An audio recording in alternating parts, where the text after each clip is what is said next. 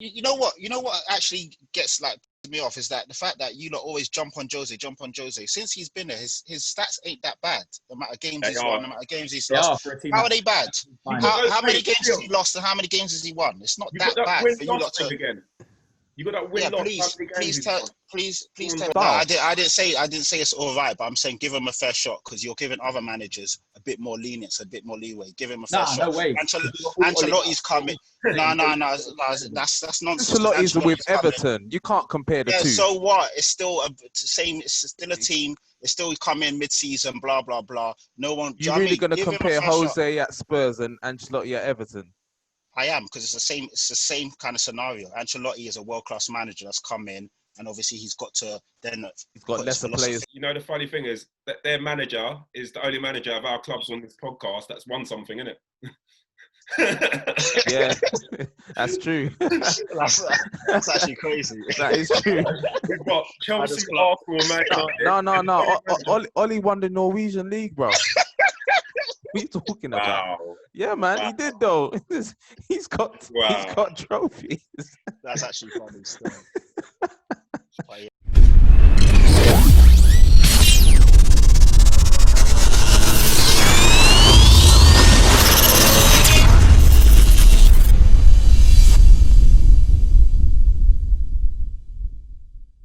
What's happening, everybody, and welcome to another episode of Everyone's a Pundit. This is Everyone's a Pundit, episode 40, and I'm joined here with my pundits. Introduce yourself, guys. Can we start with Patrick? Yes, what's happening is Patrick Tyron, aka Young Swaggy Daniels. When you see the T, you see the P. When you see the P, you know it represents T. Let go! Hey, man's got that swagger today. And we've got an Arsenal fan on today. What's good, man? What's good? It's Richard. Richard, you know how we do already. So, boy, let's just do this, yeah? Let's get into Richard. it. And not P and none of that business, man. Richard. Just straight. Look at Straight, this one quick. name. Let's move.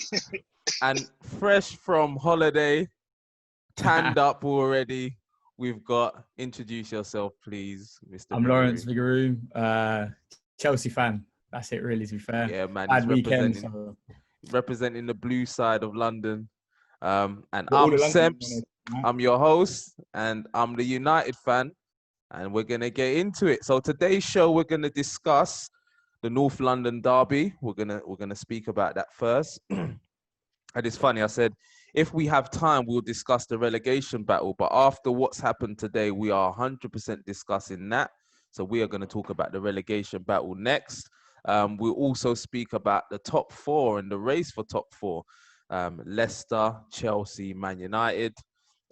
We'll talk about, VAR, what you guys think about it and how it's performed this season, what changes you think they should make to it next season. And also we'll discuss the Nketiah and Vardy situation that happened in the Arsenal versus Leicester game. And then we'll finish off just talking about United's front three and what they've managed to do this season. So if we was to kick off and start with the North London derby, which finished Spurs 2, Arsenal 1, in a game that was a typical Jose masterclass, I would say. When you say masterclass, it was them sitting back and hitting Arsenal on the counter. They had hardly any possession, but they still managed to muster up quite a few shots on goal, and they ended up winning 2-1. So yeah, Patrick, talk to us. How are you feeling? Oh, my chest is high. You see that? Look, yeah. Hey.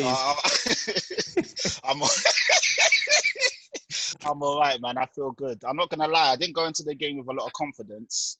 A lot of Arsenal fans are all over me this week. We're gonna beat you lot, all this rubbish, and this is gonna be the end of your season and rare. But yeah, we did all right, man. The thing is, I just wanted to see a better performance after the shocker against Bournemouth, where we had no shots on target. It was literally a snooze fest. We came out quite sharp and bright. I think Lucas Moura had a shot on target within the first minute or so, which was better than the whole of the last game. So yeah, we looked all right. Obviously, I wasn't happy in the second half where we just sat back and literally soaked up a lot of pressure. But we had chances on the counter. If we were a bit more clinical, we could have scored a few more. But all in all, really good performance in regards to the result, and we move, as they say. So yeah. Richard, how are you feeling? You know what it is? How I'm feeling, I didn't even want to log on. That's as soon as you know what? And to let you know, Lawrence, like I asked Leon to be on this. Yeah, I wanted to be on this podcast right now today, and I said, "Get Patrick on here, man. Get Patrick on here."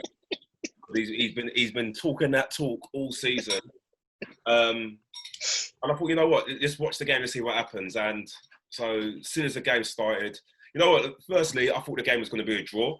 So I thought North London derby. You look back for over the years, the majority of these games have been 1-1, 2-2. There's been barely any 0-0s. Even had 4-4s. You know. Yeah. So I thought it was going to be goals. I thought it was going to be a draw.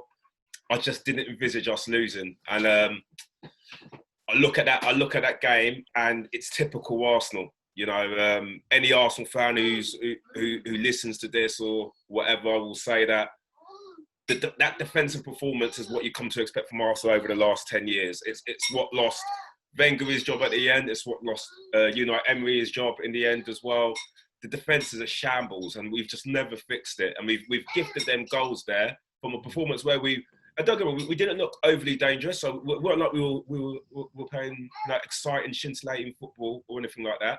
But, you know, we were better than them, and then we've done those stupid mistakes. You know, Mustafi had a mare. I mean, Harry Kane was rinsing him whenever he wanted. I couldn't believe what the man was doing in defence. Luiz, he wasn't even that bad today, but when you put him next to Mustafi and Kolasinac, it's just you just look at that back three, and Arteta's trying to make a defence out of them. So all in all, look, it's dead. You know, when you lose North London derby, it's horrible. But there are. I can see what Arteta's trying to do. I'm not going to take it. You know, halfway through the second half, I was like, what happens if Arsenal lose? Because that's when I really thought, actually, we could lose. And I thought, you know what? It doesn't even matter. Look, this season's a dead season for us. It's a bit of a rubber season. I can see what he's trying to do, and it will be better from this. Tottenham, Mourinho, it was awful. People want to say perfect defensive performance. We should have scored twice. And not until they scored and took the lead 2-1 did our defence start to crumble. So I know Spurs fans said they had their chances too, but we were better than that. But looking at the defence, this is the new Arsenal, man, isn't it? We've just got to change that. It's just depressing, bruv. Depressing. I hear you, man. It's the defence, bruv. It was. Did you see the game today, Lawrence? Yeah, I watched it. To be fair, if I'm a Spurs fan, I'd be more worried with that than if I was an Arsenal fan. Personally, that's me speaking as someone that's had Mourinho as Chelsea manager, because I thought Arsenal were way better. Can't even compare them. 82% possession away in the North London derby. Yeah. You know what I mean? I think, Spurs might have won today, but Spurs are only going one way, and that's nowhere near the top teams playing like that. Do you know what I mean? So I think Arteta's doing well. I think he's done well there. I think he brought them a new identity. Spurs just they're boring to watch. I know they're getting results, but I think when you lose playing that way, I think it's easier for the fans to go mad, because imagine if Spurs lost today. Yeah. You know what I mean? Whereas I'm Arsenal fan, you know what? I can see what Arteta's trying to do here. Do you know what I mean? Obviously, he hasn't had a window to go and buy players, or he hasn't been in the job long enough to suss out who he don't want. Do you know what I mean? I think, just in my opinion, I think Spurs are they're a bit more dodgy, I'd say. Do you know what I mean? I hear you. I think it's more if I just feel I don't know if the players that he has, for example, I saw something today with Mourinho at Spurs. It was comparing the first 22 games he's had at Spurs, and they compared it with Klopp when he was first coming to Liverpool, and it was pretty similar. I think they won 9 or 10, they drew loads, they lost loads. You know what I mean? And I just feel I think Spurs are they're just not going anywhere. And I saw someone reply to it, and they said, if you compare the two squads, Mourinho's gone to a team that was finishing top 4, got to a Champions League final last year. Do you know what I mean? Arteta's come to a team that hasn't played Champions League football in however many years now. Do you know what I mean? is a lot different. Do you know what I mean? Where he's at. So for me personally, if I was an Arsenal fan, I said the same thing when Chelsea lost 4-0 to United on the first day of the season. I said I was gutted with the result, but the performance showed me, that we're going somewhere. Do you know what I mean? That makes sense. Yeah, I hear what you're saying. We're not. I wasn't worried after we lost 4-0 on the first day. But if I'm a Spurs fan and they play like that every week, they ain't going to finish nowhere near the top 4. I know they can celebrate it now. They've beaten Arsenal, but they're not going to be nowhere near it playing like that. And all the best players, you think any good player is going to want to come to Spurs to go and sit on the edge of their box for 80-odd minutes and score on the counter? That's not the way the game's going now. Do you know what I mean? So, okay, so that's interesting because, and I'm going to try and not say too much on this podcast because everybody knows my point of view on Spurs and Jose Mourinho. So it's interesting to hear Lawrence, who is a neutral, say certain things. What would you say to that, Pat, with regards to, with everything he said, with how you lot are playing, where you lot are going forward, Jose Mourinho? I just checked the possession because I was like, nah, there's no way we had. It's 37% possession. No, but there was a point in the second half where it was 82-18 and you're at home. Like this.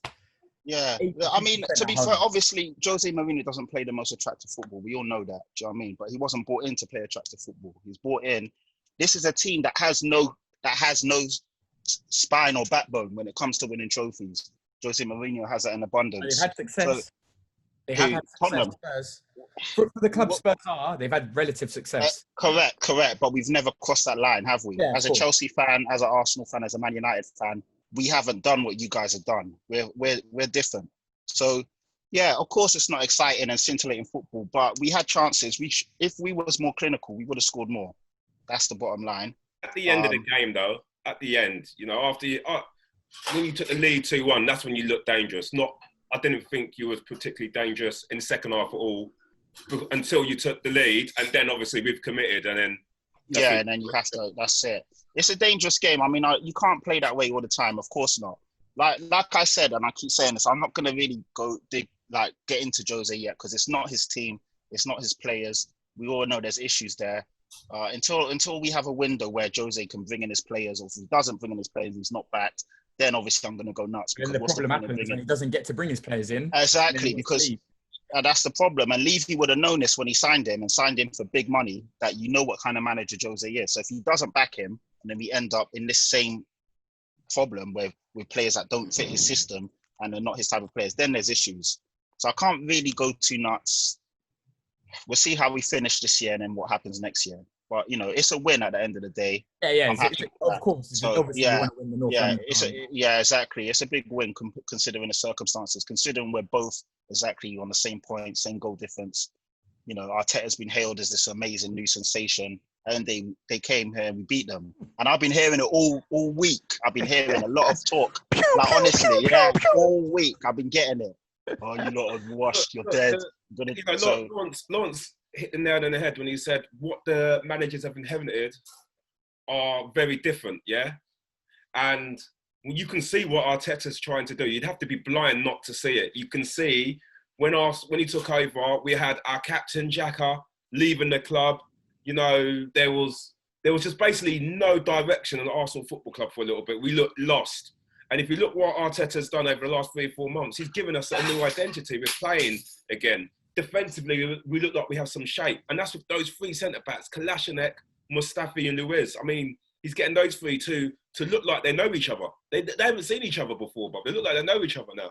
So from my point of view, look, the defeat's tough to swallow. But I look at what we've done, and I look how we're playing, and I look at the players he's bringing through. I'm like, you know what? I can see improvement. I can see that if he gets a few players in the positions he wants, Spurs ain't going to be a problem for us. When I look at Tottenham, I see players there already, and I see them not playing for the manager as well as they have been before.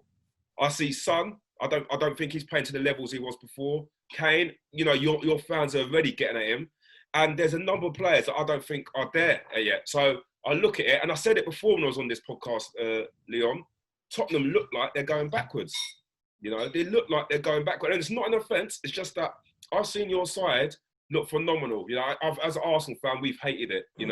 Chelsea fan, Man United fan, we've looked at these Tottenham fans like you, all of a sudden start talking about football when I'm at the pub. You know, before didn't hear them Tottenham man talking. You know, I used to talk about Champions League, and then Tottenham man used to be in the corner just getting the drinks. Now they're talking, and now I'm looking at you and I'm thinking, wow, no, I have had to shut up to Tottenham fans. Now you are just about 2 points above us. You're going backwards, and this is but we've been going backwards for a while though. This is what I'm saying. It's not new. Under Poch, we were just as bad. Do you know what I mean? We were just as bad. So I don't agree with that Son comment, to be honest. Even though he wasn't good, I still think he was one of the better players on the pitch today. Where's Ndombele? So I'm not sure about that. I don't really get that. Where's Ndombele? That's the thing. Exactly. He can't even get on the pitch. I don't know. Like, he played 30 minutes against Bournemouth, but today he didn't even get a sniff. So I don't know what's going on with that. I think that's typical Mourinho, wanting to make himself head of everyone. Exactly. That's it. Someone ostracizing them, whatever it is. And then you pay your best players. He's clearly our best central midfielder. He's way better than Sissoko. He's way better than Winks. The guy can't get a game. That really frustrates me, because when he come on against Bournemouth, he completely changed the game. And of course, he's a bit rusty because he hasn't played. Never plays, isn't it? Yeah, but he's clearly our most talented midfielder. So it frustrates me, man. But yeah, like I said, I'm not going to go crazy with Mourinho now. I do get what he's doing. Got the win. Yeah, and we've even kept a couple clean sheets. We had no clean sheets this season. Since Jose's come in, we kept a couple of those. So there is something there, but we'll see, We'll see. With the Ndombele, one thing as well with footballers, is you need to run a game sometimes. So when you say he came on and he definitely looked rusty. So if Jose then looks at him and says, you didn't do what I needed you to do, and then he ain't going to feature again, how do you expect him to deliver what you want him to do when you're not giving him minutes? You need to start giving him minutes. Now, if there's this whole thing about him not being fit, which personally I don't quite buy, but if that is the case, then play him in the first half and then drag him off at half time. Do you know what I'm saying? Give him 45 minutes. He can last a half. Give him 45 minutes. Give him a chance. For now, really, anyway. They can still get in the top 4, but how many points are they off it? No, we're not getting in the top 4. I think all we can play for now is a Europa League spot. I think top 7 or top 8 are going to get Europa, depending on what happens in Man City and depending on who wins the FA Cup. So there's a Europa League spot to play for, I guess. That's it. We're too far off the top 4. That beautiful stadium for Thursday. Oh well. But you know what, Pat? To Arsenal anyway. It happened to Arsenal. We moved into our new ground and we took a step back from challenging for leagues to just Champions League. And it happens. It's a transition. So hopefully, well, not hopefully, in my eyes. But you know what? It's not even Jose's fault. It's Daniel Levy's fault. Daniel Levy needs to really understand and give us an identity. What are we as a club? Are we a club that's going to challenge, or are we a club that is just here to make money and just pretty much go around in a circle? I think, like, if you look at Arsene Wenger, for example, we got into top 4 every year. Yeah. Everyone used to laugh at him. Now look at everyone. Dying. I know. Yeah. You know what I mean? But everyone used to laugh at Wenger. Just put like little trophies there, top 4 trophy for Wenger. It's a good achievement. Especially now there's 6 top teams. You know what I mean? So. And when I realized that was the year that we got David Moyes, after we had just been champions and we finished outside of the top 4. And then I realized, this can actually happen. You can finish outside the top 4. It's a real thing. Like what Wenger was doing. Now you look back, you can say to yourself, you know what? He was levels to get Arsenal top 4 all of the time. Playing good football, doing it. Playing good football, doing it. I mean, anyone who's watched Arsenal recently, even though we're better with Arteta, we're not playing the football we're playing against Wenger. Not the Wenger type of football. But we saw it for so long, we took it for granted. That's what it is. Definitely. Of course you would. So many players, we took it for granted. And don't get me wrong, at the end, because a lot of fans got on Wenger because we weren't challenging for leagues anymore. So then we started doing a few dodgy decisions and we ended up going backwards, And other sides started improving. But Wenger, he's a legend. He's a legend. He's made. We used to be boring Arsenal, before Wenger come, and we've done so much. And that's why I'm excited about Arteta. We started to play some good football again, and we still haven't got the players. And if we can make the right signings, over summer, I've got no problems that next year. I mean, look, top 4 is gonna be very difficult again next year, but if we can be best of the rest, and the season after that, we push on again. You know, I said it, you know, when you appointed Arteta, I said it. I said, great appointment. Now, I remember Spurs getting Mourinho, and I was like, imagine Mourinho went to Arsenal. I just thought, he's just not an Arsenal or Spurs manager. He's not. He's more of a United. Yeah, Daniel Levy danced with the devil with this one. Basically, he kind of like, his back was against the wall. But like I said, Daniel Levy needs to now understand and do what he's doing. If you're going to bring Mourinho in, you need to back him. You need to get the players he needs to obviously build from that. Otherwise, what is the point? But with that said, though, Pat, we've had coronavirus and the pandemic, which nobody could have. No one. So does that now take away from whatever money you was gonna spend, or does that now give Levy an excuse to not spend as much? This is the problem. I mean, it's a legitimate excuse, but it's still an excuse. You know what I want to do? I want to see what everyone else does, because if everyone else is buying players, then it's an excuse. But if no one's really buying players, Chelsea are buying up the players. But at the moment, Chelsea are kind of just spending the money they got back from Morata. So it's not. So we'll see if Chelsea get Havertz or get all these other guys, then we know that there is still money to be spent. So Chelsea get Havertz as well, man. That's a problem. I know exactly. But you say that, and in fact, we'll discuss that later. We'll discuss Chelsea later, because I want to get. Me and Lawrence have had many conversations recently, so it's gonna be an interesting one. Yeah. But they were just an example, because I mean, obviously we hear about those rumors, but let's see what the other teams do. Then I can really judge Spurs and Daniel Levy over the summer. If no one's buying, then cool, I accept that. But if other teams are strengthening, and we don't, so you lot need to buy anyway, Spurs. You know what I mean? Yeah, we do. We've got issues, man. We've got some dead weight that needs to get out. Our fullbacks are crap, and we need a better midfield if we really want to compete. And obviously, we need a backup striker. Can I just say something though as well? Today, Danny Ceballos had a game and a half. I mean, he was running in the midfield. He was running in the midfield. I mean, that's the best I've seen him play, and he's been playing well recently. But the way he was pinging balls, he was like a Pirlo-esque type player. He was getting the ball from midfield. He lost it a couple of times, but he's taking risks. So that's a great performance from him. And any Arsenal fan, I think, today would have been happy to see how he performed. That was brilliant. Permanently, if I was Arsenal, I'd permanently. Yeah, he stood out. He stood out, and I don't think you lot are going to be able to keep him. I'm not sure that he may. Well, in fact, he may want to stay now with the way Arteta's going. But yeah, you lot might not be able to keep him. I don't know. I think they get Ozil out. I think they got a lot of money, man. Like a lot of. I think Arsenal will keep him, because what's the point of him going back to Real Madrid? He ain't going to play at Real Madrid. I tell you, AC Milan are at the table apparently. Oh, okay. See, well, there you go. If that's the case, then cool. But yeah, there's no point in going back to Madrid because he won't play. Yeah, he's not playing. Can I ask you something, Pat? Then, just going off of what Lawrence was saying earlier about Spurs and Rich as well in the direction. In your heart of hearts, do you believe that Spurs are heading in the right direction? What does your heart really tell you? Not what you think that other people should think, or what do you really think about where Spurs are heading? You know what? I'm always real, and sometimes it gets me in a bit of trouble, because I was calling for Levy out way before, like 3 years ago, 4 years ago.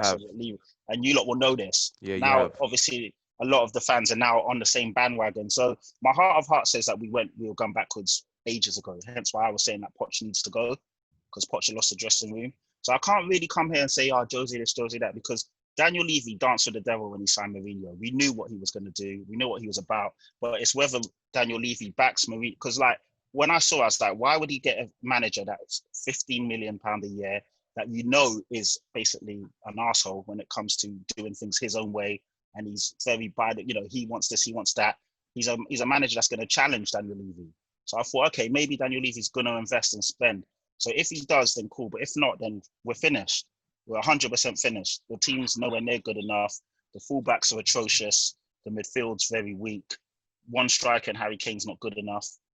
Yeah, we'll definitely. Do you think then, if Jose does get the investment, that he can take you places? Yeah, I do. I think that we'll definitely win a trophy in the next couple of years. Again, I don't think it's going to be scintillating football. It's not going to be the best watch, but Jose knows how to win. Like even today, Jose knows how to basically do a job when he needs to do a job. Oh, so you're giving Jose the credit for today's performance and the win? He won. Yeah, definitely. Of course. But Jose don't get no stick when you lose. What do you mean? well, for the whole last few games when I've been saying Jose, when you lot have been losing, you're saying it's the players, but then today he gets the credit. No. When against who was, I can't remember who we played, but I said it was definitely Jose's fault as well because he didn't make the right substitutions. But I think but against Sheffield United, I said Jose did put out the right team, made the right subs. The players just weren't good enough. So yeah, I'll call it. If I think the manager's at fault, then I'll call it. You know what I mean? But today, I definitely think Jose did the right thing. We ended up winning the game. But that's what Jose will do. Jose will know how to win certain types of games. And that's what I felt Poch didn't have at his stage in his career. So, like I said, we'll see. I'll see how it goes. I can't really get onto him too much. Something's got to give, innit?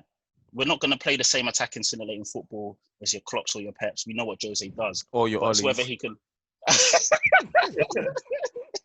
But it's whether he can. It's whether he can provide. At the end of the day, it's a results game right now for us. We're so far behind all you guys when it comes to trophies.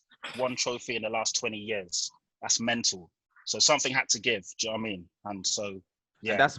I think that's what it comes down to. We're gonna move on in a sec, but that's what it comes down to, isn't it? Is trophies now is the most important thing for you guys. You don't really care how you play. You don't care how you get it. You just want a trophy. That's right. Because we've people have said we played the best football. We've done this, we've done that. But at the end of the day, we had nothing to show for it, unfortunately.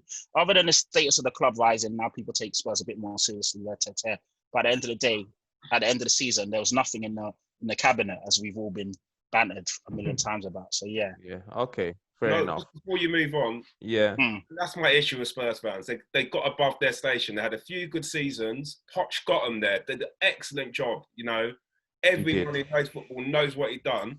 And these Spurs fans want him out. You know, he had 1 half season, and you've knocked back that manager. Yeah. You've got the cheek to want him out. Like, I can't believe it. Mitch as well. Can I say something? Like Arsenal, and it wasn't as bad with Arsenal because we had Wenger, and Wenger got us there and he had a good stint. But I was shocked that Spurs, your manager, the best manager I've seen at Spurs, he's got you to this position. He's done so well. He's got some of these players to a level that they've never played at before.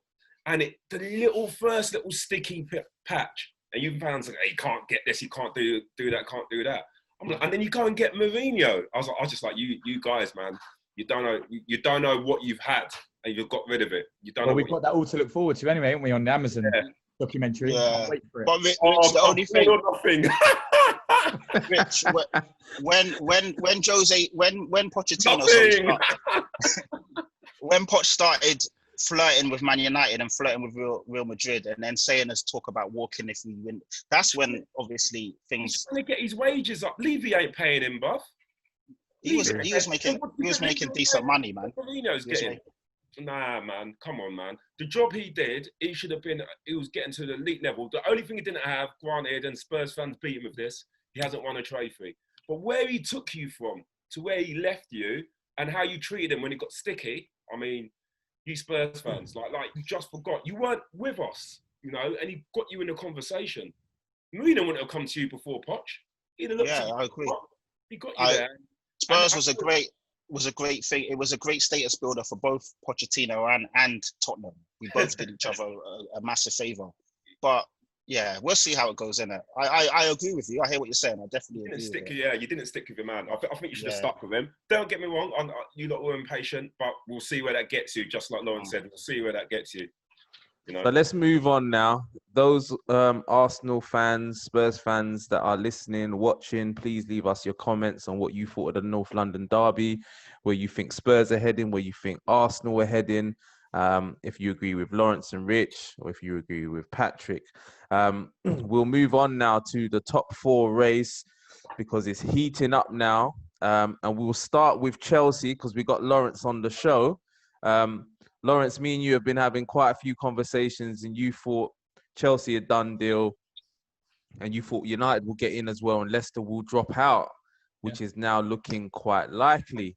What do you make of Chelsea and you guys dropping points, losing 3-0 to Sheffield United, and where do you see yourself? I went to the little bar where I was on holiday and watched it, and to be fair, I thought we were quite poor. We had a lot of possession, and you expect that from us, but I just thought we were poor, on the day. I just don't think, being very harsh, I just don't think Tammy has a future at Chelsea.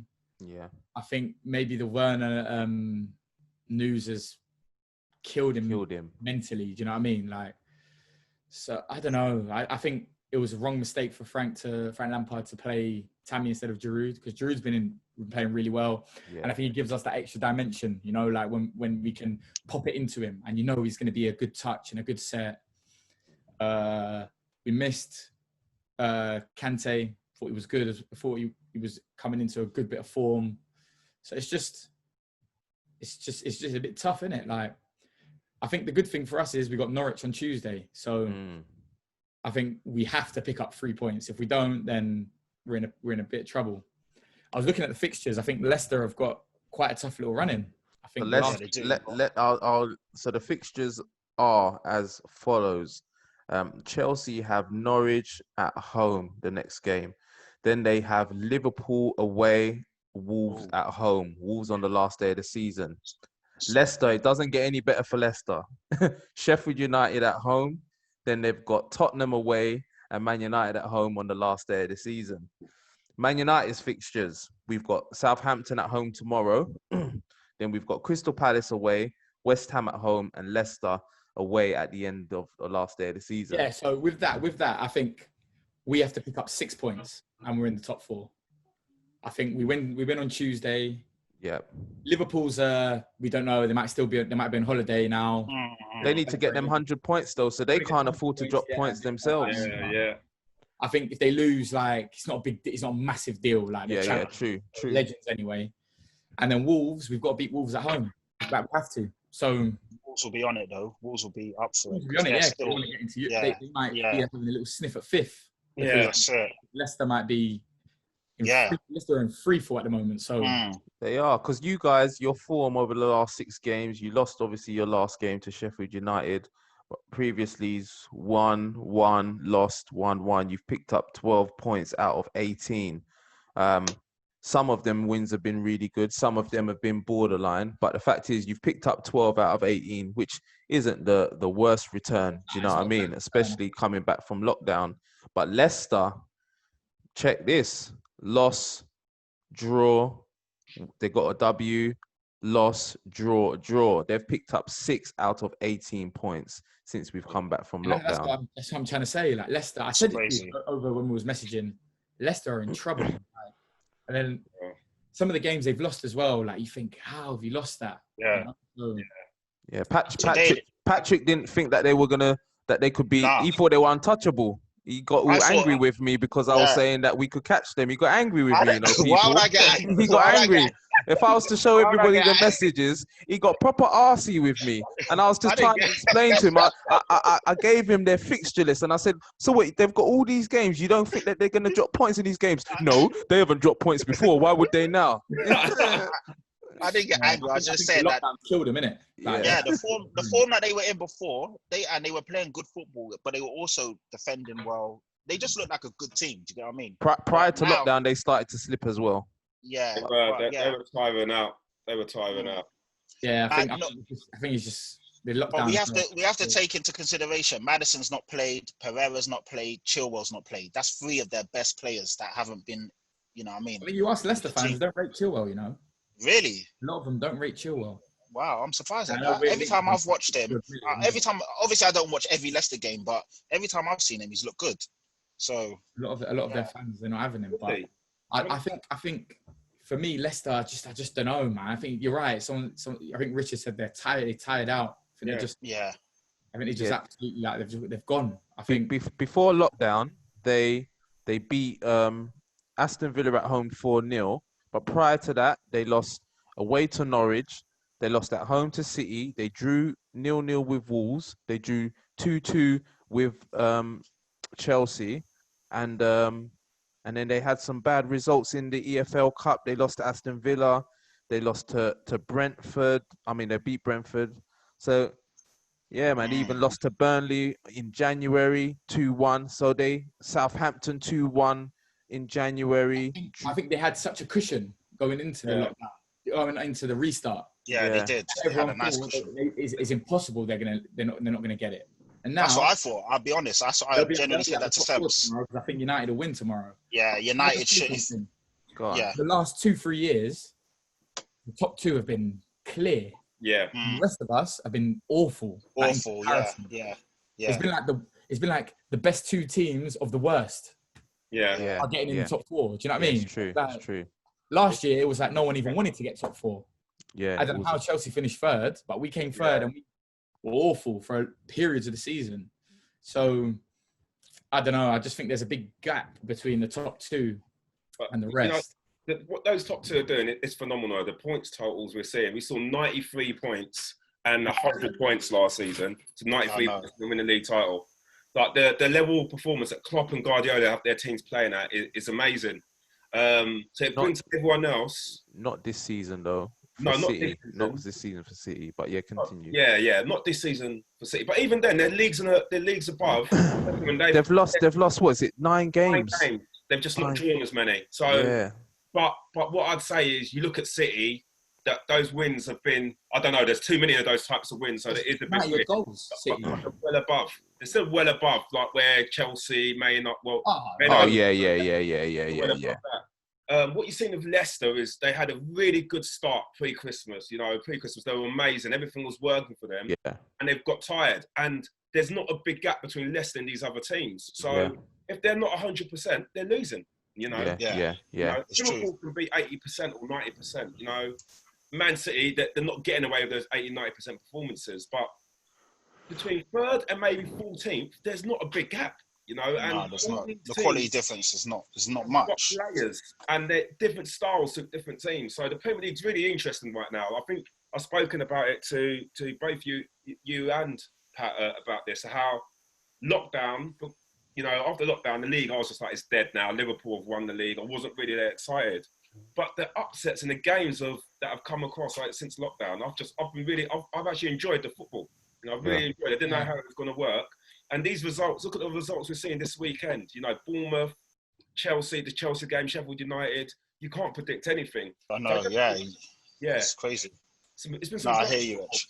I wasn't a fan of restarting with no fans and obviously this whole Corona thing and how it's going to work. But it's actually been really exciting. And there's been some good performances, some great games. It has actually been a testament to the Premier League. And like you're saying, the top two are levels above everyone else. But the great thing about the Premier League is that anyone can beat anyone.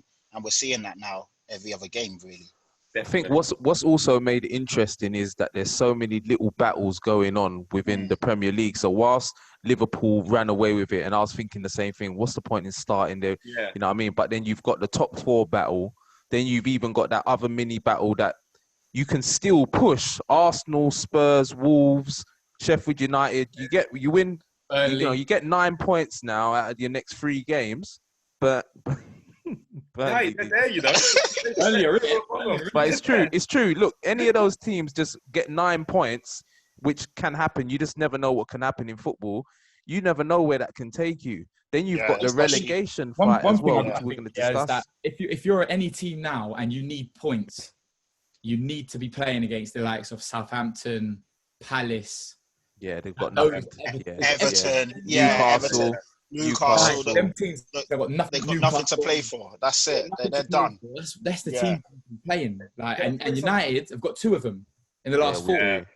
But I tell you, United are in. Crystal Palace always worry me though. Crystal Palace always worry me, and they've been playing crap recently. They're losing to everybody. They're playing with flip-flops on. But me, I'm not getting ahead of myself because I've been here where we could get into the top 4. Momentum.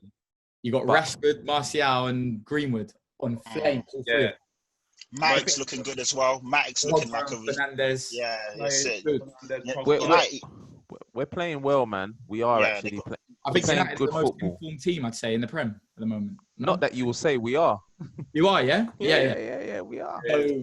But that 11, they're going to be getting tired now. They've been playing every game. That 11. Four games unchanged. Solskjaer's too scared to try the other players up. The reality is that we can't put anybody else in that team because soon as we make substitutions, we don't go and score no more goals. It's literally this is where doesn't matter. That's the good thing is that we're finishing games early. We're able to take players off and we're able to rest them. So that's why. And the 5 subs really helps you guys. 5 subs as well. So even though we're unchanged in 4, I think that's a good thing because it's been unheard of and it's been so long since we've been able to start a regular team. Like we've just had so many injuries and stuff. It was interesting what Klopp said the other day. I think he said the title race next year is down to 4 teams, and I said it as well. Like I said, the title race next year and the top 4, you can write it now. You can book it now. It'll be Liverpool, City, United, Chelsea. That's it. You know what? We always say this every year, and there's always a team that comes as a surprise. Nah, I can't see it next year. No. Spurs.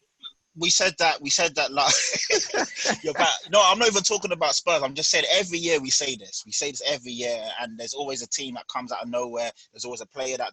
There isn't. It's only this year with Leicester's tried a thing, but last year it was what Spurs, Chelsea, Liverpool, City. That's not out of the ordinary. Season before that, it was chance Chelsea. But what I'm trying to say is that there's teams that will come and take points off these teams. There's teams that will actually disrupt the flow of Sheffield United. Who would have envisioned them being where they are right now? But they're not getting in the top 4 though. What he's saying is he's saying the top 4 will be these 4 teams. So yeah. And Klopp said that's what the title race will be next year. It'll be them 4 teams in the title race. Everyone else is not on the level of them 4. When he's right, to be fair, I agree with him when he says that. I agree. That's why I said even if we do well next year, we're 5th. Yeah. I think Arsenal will come for quality. The gap there. Well, on paper, because it depends how these players settle down. But on paper, in fact, Chelsea are only unknown because you've got you've got 2 new players coming in. But if they settle, they should be top 4 as well. Yeah, I think we're getting more as well. I think Havertz will probably come. I think. But one thing I would say though, Lawrence, is you got to get in Werner and Ziyech and talk about Havertz. You don't need some defenders. You're defending, and Frank keeps talking about it. You don't need some defenders. Yeah, I think this weekend. Frank Lampard at the moment he's fixated on Christensen. I can't stand him. He loves him, and I just don't get it. I know everyone blame Rudiger this, Rudiger that. Just play Zuma and Rudiger, please. Should have been playing. Zuma. Christensen's way off it. Yeah, Zuma as well is not great, but he's better than Christensen.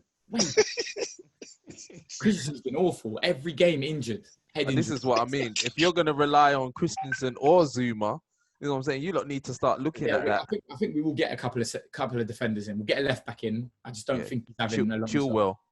Yeah, everyone's saying Chilwell. No, man, I don't want Chilwell. You don't like Chilwell. You don't like Chilwell. Yeah, I agree now. Because I ain't heard no Leicester fan hate Chilwell until Lawrence told me this. The agenda, innit? The agenda. He's trying to badmouth Chilwell so Chelsea don't sign him. Yeah. I can't. The thing with Chilwell is I think he's good, right? But for 65 million, I just don't think. Yeah, that's the money they're touting him for. 65 money. Havertz English. 80 million? Is that what they're saying for Havertz? Oh. If he pushes the move through, 5 million. That's a lot of money for a kid. He's 21. Yeah, a lot of money. That is a lot of money. Like we need to spend, but I think a lot of Chelsea fans will say we need to get the players in the right areas. They were saying like it's like getting a car with an old engine, a brand new car with an old engine. Like the team, the attack is beautiful, the midfield is really good, the defense is awful. You can't drive the car. You need the engine to be half decent. Do you know what I mean? Yeah. So it's just. I think we need a goalkeeper. I think I've been Kepa's biggest fan. But I think I've seen the light, Really? I think Semper's not levels, man. He's not. He's made a few mistakes, I guess. Like you look at Martinez, for example. I feel sorry for him, Martinez at Arsenal, because he's a good goalkeeper. Martinez is good enough to play for most teams in the Premier League. Yeah, I've been really impressed with him, man. I think he's a good goalkeeper. That save, that Ben Davies shot today, that save that was going in. That was an amazing save. Like someone like him, obviously, like we've got Caballero. Like, so if Kepa gets injured, God forbid, like Caballero, do you know what I mean? I would get rid of Kepa. I would either get the Onana at Ajax or, say to Martinez, someone like that. Listen, you'll come here, you'll play. You ain't going to be sitting behind Leno at Arsenal. You come here, you'll be playing for Chelsea. Mate, calm down, man. You've taken enough of our players. I'll tell you what, that Martinez, he's performed very well. Every Arsenal fan will say that. We were scared. I'm actually going to say that he's actually more consistent than Leno. He doesn't make as many amazing saves, but he doesn't fumble it. Leno fumbles a lot. He's a very safe goalkeeper. Yeah, very safe. So I'm actually more comfortable with him. Leno does some amazing saves, but yeah, he's been a real surprise. And I think when Leno comes back, it's not straightforward anymore. But we're gonna have to keep Arsenal as well. That Cedric's good. That Cedric's very good, and he plays Bellerin, and I just don't. You like Cedric, yeah? Yeah, I think he's good, man. Good. Cedric is good.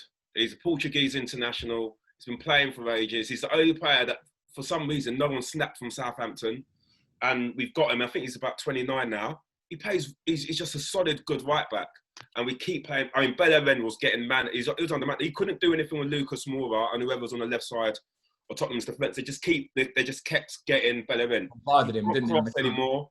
He did one good thing. When the he cut in twice, and then but he's gone.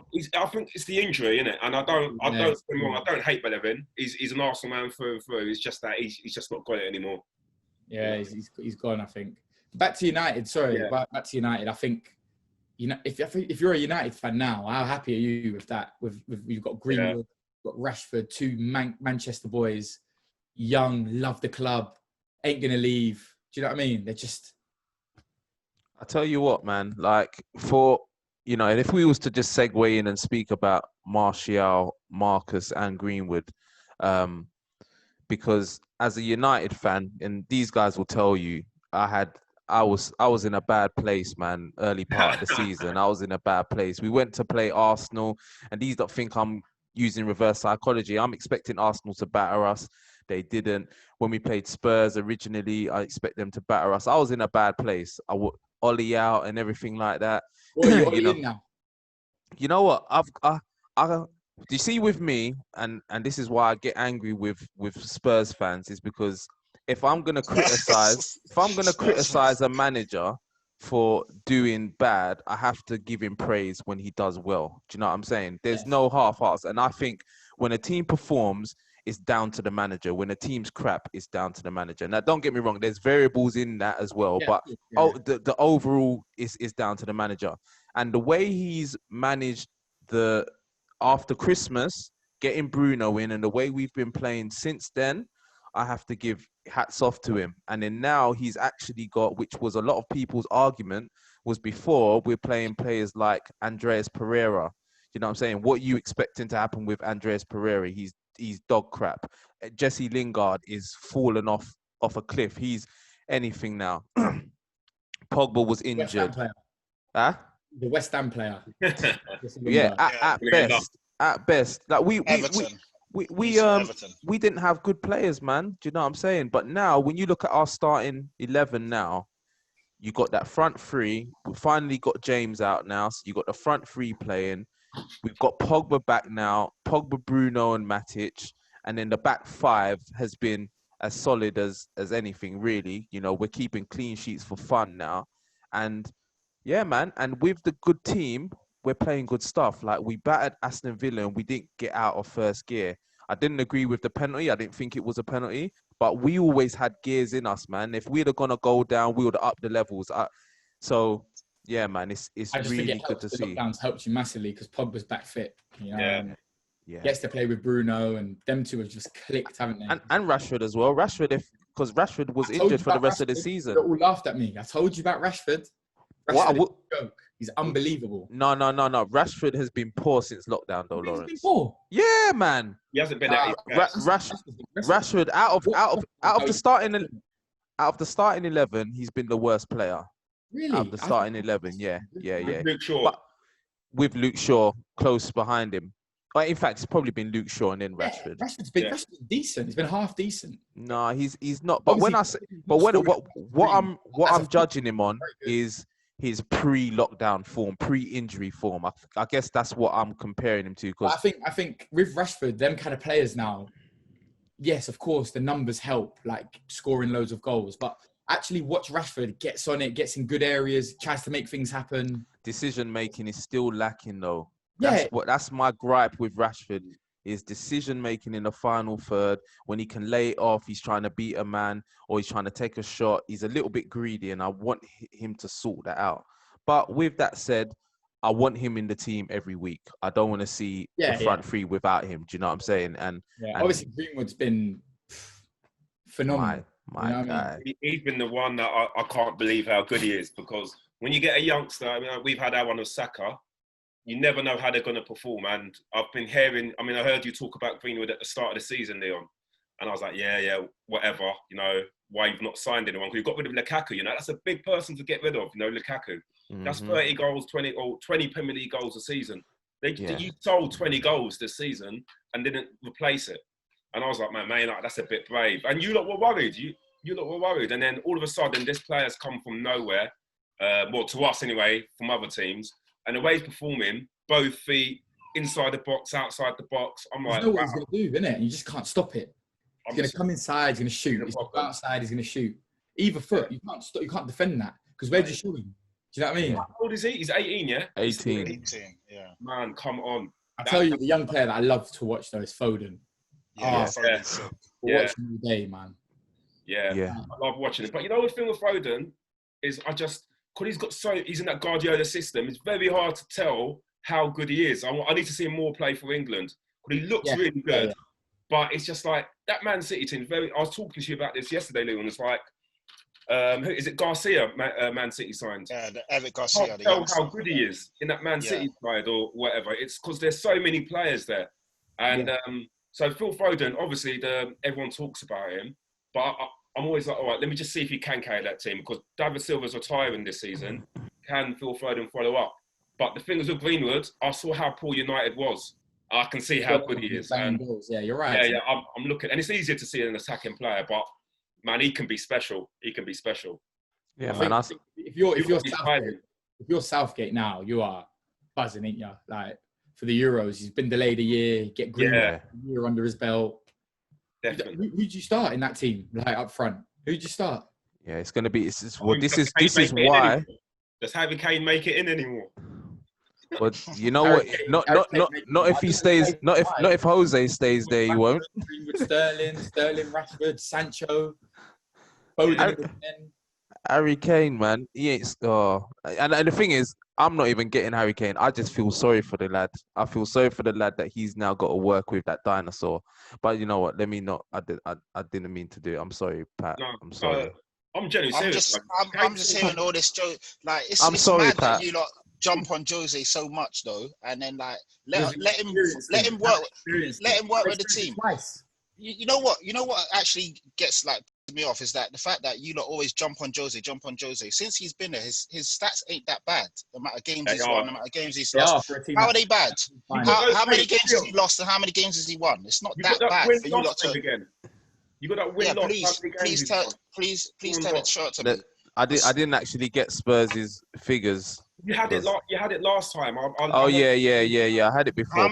How many games has he lost? How many games? Because the way you lot are just abusing him. I think he's played 23 now, 110. I think it was sort of similar. But the thing is, the problem is though, Pat, and this is a new manager. This is why I get onto him, because I had to listen to Spurs fans criticize my club under Jose for the football that we were playing. I had to listen to Spurs fans then say, Jose's inherited a much better squad than he did when he went to Manchester United. I had to listen to Spurs fans say all of this stuff. Then when you lot get him and he doesn't perform, it's not his fault. It's the players. It's the same players that were under Poch. And this is what I mean. Just earlier, you've said you're crediting the victory today to Jose, but then when you lose, it's not his fault. That doesn't make sense. It does make sense because it's a case-by-case basis. In that game, Jose put out the players to win that game. The players didn't perform. And even, like I said as well, like you can go back and rewind it. We haven't had all the players. Jose hasn't had all the players at his disposal. We had huge injury issues when Jose first come in. So second best squad in the league is what, and it wasn't you that said it, so I can't exactly. beat you That's with not that. Me. That's not me saying that's these what things, I was told. That's what I was told. I say, I've not said second best squad in the league. That's what I was told. That's not what I said. They're probably third. The worrying thing is, we all agree with that, yeah. Who's that? What side? Spurs on paper, third best squad, beginning of the season. Third. Don't know about that. Well, I was told second, but and now Lawrence is saying third. So there you go. They just went to the Champions League final and just went to the Champions League final, and now Jose's come in, inherited this squad, and he's not doing anything really. You know what it is? Spurs are better lucky because some of those people that are names aren't players anymore. The Alderweireld's and Vertonghen's, They're just not playing anymore. These were the two people that you said that make Tottenham have the best defence. So in Spurs' defence, some of the players that we would have put there to say one of the best squads, they've gone backwards by miles this season. They've got some of the players. They've got World Cup winner, winning captain in goal. They've got Vertonghen, Alderweireld. This is on paper, by the way, beginning of the season. They're dead now, isn't it? That's what the Spurs... They're dead, isn't it? Patrick, they're dead. Harry Kane, England captain. You've got a Golden Boot winner in the World Cup. You've got Son, Lucas Moura, Bergwijn that they bought in January. Did they buy in January or was it beginning of January?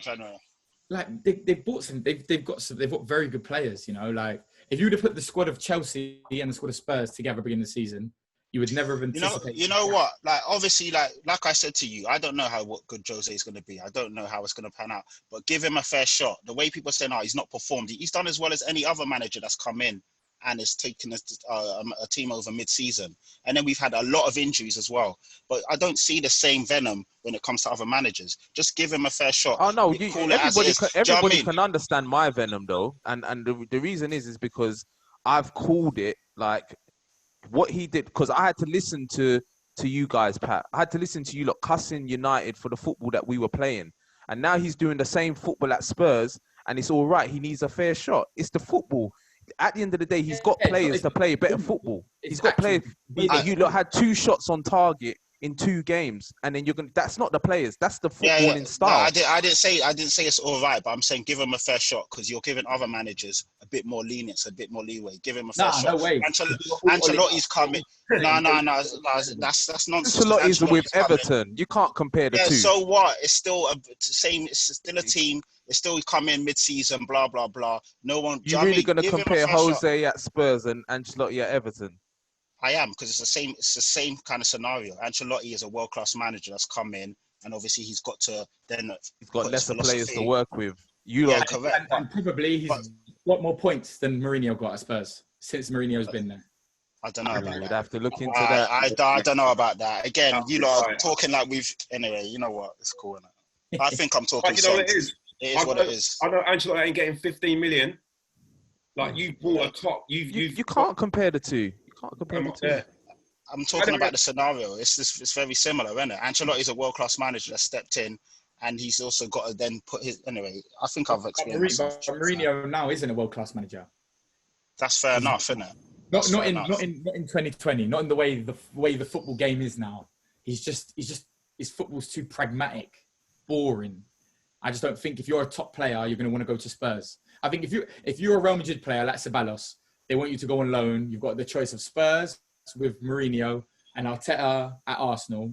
I think. Oh, come on! Like, let's be serious. Come on! Like, at the end of the day, you can play fancy football all you want. If it's not winning you stuff, it doesn't matter. And I've been there. Do you know what I mean? Tottenham have done all of that. So, like, playing fancy football doesn't mean anything if it's not getting you results. Like, we all know that. But then playing that football, that football doesn't necessarily get you results either. It doesn't. But Mourinho is proven. That's my point. Proven a long time ago, he got sacked at United for a reason. Yeah, but he also won you lot stuff, innit? In the first season. And our football was better. Our football was better than that in the first season. My point is, he still won you stuff. He still got credentials. Yeah, that's what Spurs won. They just want to win. Yeah, it was, and it wasn't that long ago. It's not like it was donkeys years ago. What, 3 years ago, whatever that is. Mm-hmm. It's not that long. It's not that long ago. Just winning the FA Cup and the Europa League is just not good enough. You know what it is. Of course. But we're not United, though, innit? We're not. The trophies are getting smaller. So at before at Real Madrid, he's winning leagues. You know, when he's gone to Chelsea, he's won a league. At United, it weren't a league no more. It was Europa League and the League Cup. And at Spurs, what's it going to be? Because it's dwindling. You can see the success rate. If there was a graph, you know, you'd see that curve of success dipping. Problems starting earlier and earlier. And my issue with Mourinho actually was not that he's not going to do anything for Spurs. It was a case of that 2-3 years time, he might leave your club in a worse off position. Not immediately, but 2-3 years. But now what I've seen is that cycle started even earlier. The insults on players, how he's treated Ndombele, the man management style of him is what I'm thinking. He's not adapted to these new style of players, you know, to get the best out of them. And you look at him right now and there's creaks already, you know. And today he tried a thing with the interview after the game. trying to believe make out there's solidarity there. But that's the issue that I found. He ostracised Paul Pogba. He did it at Chelsea as well. This is the issue in Mourinho. Not just the football. How he deals with everyone in the club and the media. And you'll be defending him the whole 3 years he's there, if he lasts 3 years. And at the end, that face you've got now, that conversation, mate, you'll be like, mate, I can't be bothered. It'll turn into me because I used to defend him. And the funny thing is, and this is what, let me just speak, Pat, just quickly, and then I'll let you speak. Because what I'm saying, is I've been in your shoes. I've been in your shoes. This is what people don't realize is when I'm talking, I've had people say to me, when we signed Mourinho, it's a bad fit. He's not going to work. He's going to leave your club in the worst situation. And I was defending him. And on top of that, I put aside the fact that I didn't used to like him. When he was at Chelsea and what he did to that lady, the physio lady, what he did to her, I thought was disgusting. Then when he comes to United, I put all of that aside and make out like I like him now. So this is the point I'm making. I can understand why you're defending him. He's your manager now. You have to get behind him. I understand it. But what I'm saying is you're saying come with all this venom is I've been there. I didn't like him before he come to United. Then I put up with him because he's United manager. And then what he did at United, I realized why I didn't like him before. And I hate him now. That's just the reality because what he did he tried to force Martial at the club, Pogba at the club. Now everybody thinks Pogba's a virus because he said it. Whereas everybody you speak to him says he's such a nice person. So I've been there and I've been in your shoes. This is all I'm saying. Do you know what I'm saying? And in 3 years' time or however long, I reckon you're going to be in my shoes now. Listen, to be fair, I've always liked Mourinho. Like, even though I'm a Spurs fan, I've always liked what he stood for. I've always liked how he carried himself. I always liked the fact that he was a winner. To be fair, it's not just you guys. Half of the Spurs contingent, half of my friends don't like Jose. They don't want him at Spurs. But I'm like, you can't just back the manager, innit? Let him prove himself. If he doesn't prove himself, cool. But how can you bring such negativity and such a bad vibe to the guy that hasn't done anything yet? Do you know what I mean? To not give him a chance. That's all I'm saying. And of course, you guys write him off because of this and that. I'm judging him at what he's doing with us right now. I can't judge all the other stuff. That's not Tottenham. I can only judge him for what he's doing right now with Spurs, and we see how it goes. I hear that, but I think if it was a different team that he was doing this with, I don't think you would have the same backing. You wouldn't have good words to say about him if he was doing this at Everton, for example. Now, that's what I believe. Because I look at Spurs and I watch you lot play, and I'm just like, wow, it looks like Manchester United 2 years ago. That's what it looks like. And this is the same team that you lot were all cussing at that time. You included, Pat. Do you know what I'm saying? You're not escaped from this. You included. He knows as well. Look at the laugh. He knows. He knows it. Of course he does. So that's what I mean. So you got to understand where we're coming from. I understand where you're coming from and Liam and all the people that's trying to back him. I hear you. So we're gonna have to wait and see what happens. Time will tell. But we've seen this cycle play out time and time again, and I'm really confident that I know what's gonna happen. You know, the funny thing is that their manager is the only manager of our clubs on this podcast that's won something, isn't it? Yeah, that's true. That's actually crazy. That is true. We've got Chelsea, Arsenal, Man United. No. Ollie won the Norwegian League, bro. What are you talking about? Wow. Yeah, man, he did though. He's got trophies. That's actually funny stuff. But yeah, wow. At least all our managers done stuff as well. I can't be ignorant. True, I get what you lot are saying, but I've also got I've got to defend him for what he's doing. You got to back your manager. You got to back your manager. Until he does. Sorry, go on, Rich. I was also going to say, do you think Lampard will last next season? Yeah. Yeah, I think so. Yeah. I think with the money we're spending, they've backed him. Yeah, definitely. Give him a year. Yeah, he's proved himself this season. He's proved himself because no one really thought Chelsea was going to get in the top four. Let's be real. No, especially no signings, bringing kids through, and he's done it. Well, it's not done yet, but it looks like he's done it quite comfortably in the end, to be honest. So yeah, he'll be backed. So who's everyone saying for the top four spots then? What is it like? United, Chelsea, Man United done. Chelsea 4. Man United, Chelsea. Man United, Chelsea.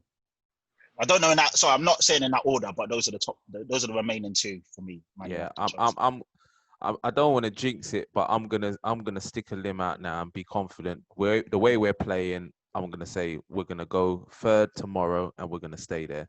Because if we win tomorrow, we go third. And then looking at our fixtures, I can't see us winning every single. We're gonna drop points somewhere. But I look at Chelsea, I can see them dropping points against either Liverpool or Wolves, and I see Leicester.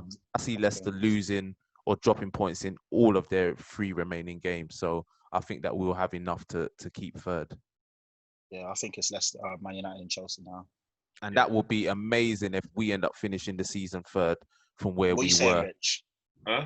I think saying? it's got to be the same. I'd love to say Leicester instead of Chelsea, just for the banter, because that was all those signings Chelsea made. Then get no Champions League football. That would be a crisis. That would be funny. You know what? That would be brilliant. But fifth place probably gets it now, still, isn't it? Or well, we'll find out tomorrow. We'll find out tomorrow at 9 a.m. Oh, is it? Tomorrow at 9 a.m. is the judge and jury, so we'll find out. We'll give him a suspended sentence. Yeah, Man City are too powerful. I mean, when I say Man City, their owners are too strong and too powerful for them to not kind of get some kind of backhander out of it. Yeah, I know what you mean. I know how it works, innit? Exactly. In back rooms. That's good for us then that it gets announced so early, because we can't make no mistakes tomorrow. We need to go and do our thing. So if we find that out as well, because after 25 games played, Manchester United were 14 points behind Leicester. Even Spurs were ahead of us at that point. You know, we've done amazingly well, man. Yeah, we really definitely. Have. So even tomorrow, this 5th spot could be really juicy, to be fair, because you got Wolves, Sheffield. Yeah, there's a lot of teams that could sneak 5th, and that could be Champions League, which is absolutely mental. We've lost 5th, man. We've lost it with that result today.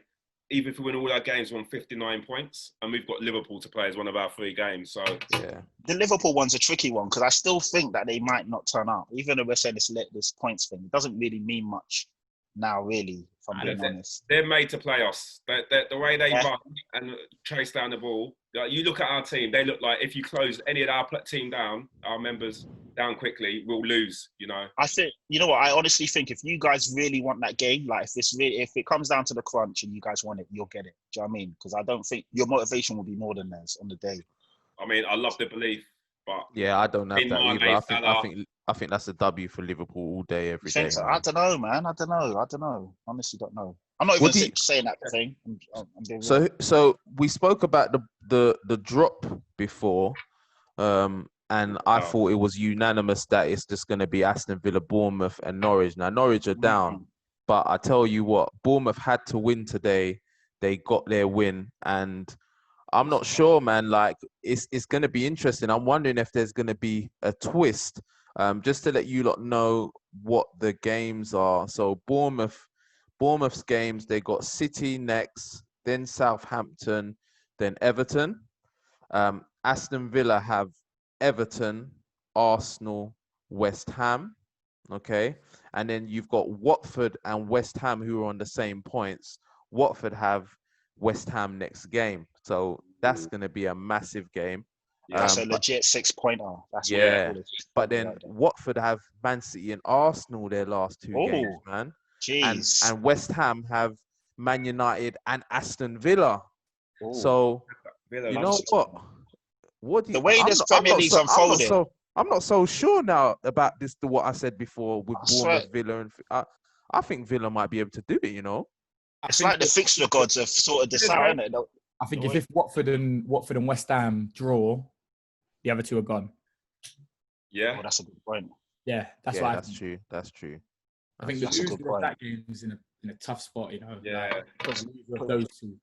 Bournemouth have won 31 points, and I think if West Ham lose that game, West Ham could well be down because Man United got to play them, and then Villa on the last day of the season. Who's home? Villa are home. Even a home thing's not too much of a thing. No, no fans, but I don't think Villa can do it. I think if anyone can be Bournemouth, I think that extra point, that 4 points, it means they need 2 wins of it. I think their goal difference is much worse than both of them. They need 2 wins. Can Villa get 2 wins? They bloody won. Yeah. Look, they got their victory. Was it today? beating Yeah. Crystal Palace 2-0. You know what I That mean? was Like gonna- you So wouldn't have expected that before. this season, it's like the fixture gods have actually sorted out the games. It's crazy. Yeah. The way The these last games game are is gonna panning be out. crazy. It's going to be incredible. Yeah. Isn't it, the last day? You just wouldn't have Crazy. expected Villa to get any more points. I thought that they would just lose It's all that, like and then 4 they go and games to watch on the last day. 4 great games or 3 I great know. games. United, And they all have to kick off at 3:00, don't they? Yeah. Obviously, Yeah. this leaving. Time. West Ham Villa is going to be incredible, especially Yeah. if you beat West Ham. That I game know. is huge. That game should be the Mental. main game on TV. I Yeah. tell you what, if Villa beat Everton, then I'm going Villa are gonna stay up. And I if got a Villa feel- stay up, I think you add 20 million more to Jack Grealish, because without Jack Grealish, his price they would be nowhere near it. So, yeah. He hasn't been that great since lockdown, though, either. I know No, he he hasn't. hasn't. He's not played well. So, you know, the fact they're getting a few results in there, that's good. But he's not played well. No, he hasn't. I think They've- any more than 40 million is too much for him. They ain't been getting no results. They won their last game. They've only got 4 out of 18 points, Villa. They've been all- Bournemouth also 4 out of 18. Watford 7 out of 18. West Ham 7 out of 18. They've all been dire, all of them. Yeah. Mikel Antonio has been their only shining light. He's looked good in all the games. I mean, he's scoring 4 goals is an absolute joke. Yeah, the we have game. to hail him up for That's- that. Believe it. Yeah, that is Okay. crazy. But he's actually been a problem. Even though West Ham don't look good, he's always looked dangerous. Yeah. He's a good player, man. I mean, I wouldn't say he's not levels, but he's a good utility guy. Yeah. Does a job. I think with West Ham, they're a weird side. And again, they're another side to look at. A little bit like how Arsenal are. How have they got here? Because they do spend money. They've got a good youth system. They do have players that come through, Antonio being one of them. And I look at their squad now, I'm like, what has happened to West Ham? You know, On paper, they've actually got a decent squad. Yeah. Yeah. On They've paper, got Declan Rice there. I I know. don't know. I'm trying to see the lineup they played yesterday, but they got Yarmolenko who comes off the bench. He's a good player. You know, they got even Masaku at left back. I've liked him whenever he's played. I know he doesn't always get in the team, but he looks decent. is he the one who's not signing it? He's not signing an extension. The fullback. No, that's what's his name? I can't remember his name now, but I know who you're talking about. But he's not played since. They've dropped him, haven't they now? Yeah. Because you won't sign up with that. Bit of What's his South name? West Ham. Can't remember his name. Yeah, I know. So who you going with, Lawrence? Who's going down? I think Bournemouth and Villa, but I want Villa to stay up. I think Bournemouth and Villa. Bournemouth and Villa. Okay. Who you going with, Pat? Yeah, I'm gonna stay with my original 3: Norwich, Bournemouth, Villa. I just think those guys have got a bit too. Even though they both did well today, as in Bournemouth and Villa, I still think they got a bit too much to do compared to the other teams. Rich? I'm swapping Bournemouth with Watford. I don't like Watford, firstly. You think they're gonna go down though? Really? Like they're on 34. I don't see them winning. And Bournemouth, I mean, other than the Man City game, they can beat Southampton, and I fancy them to beat Everton. And it's Eddie Howe. He knows the Premier League. Yeah, fair enough. Lanky scored today. He's not been able to buy a goal. Bro, he got 2 today. But there you go. Like that. Yeah. So, you know, he's coming of age. I'm putting Bournemouth to stay up. Eddie Howe to pull it out, do a miracle, mate. He knows the Premier League. Okay, that's interesting. And I hate Watford. You know what I mean? Well, I'll tell you what. Mate. I hate him, mate. The thing is because of what Troy Deeney said about Arsenal all those years ago. How can Troy Deeney say that about us? I hope he enjoys the Championship. If they love it, mate, I'm going to tweet him as well. You know what the problem is as well with this bottom 4 is, like, if you was looking at who's got the momentum, you would actually say that Watford have the momentum. They've won their last 2 games. Yeah. Bournemouth have now started to. They drew. They should have beat Spurs, and they won today. So they've got a little bit of momentum. West Ham and Villa both won and lost their. Villa have been in free fall, as I said. They won their last game, but they lost, draw, lost.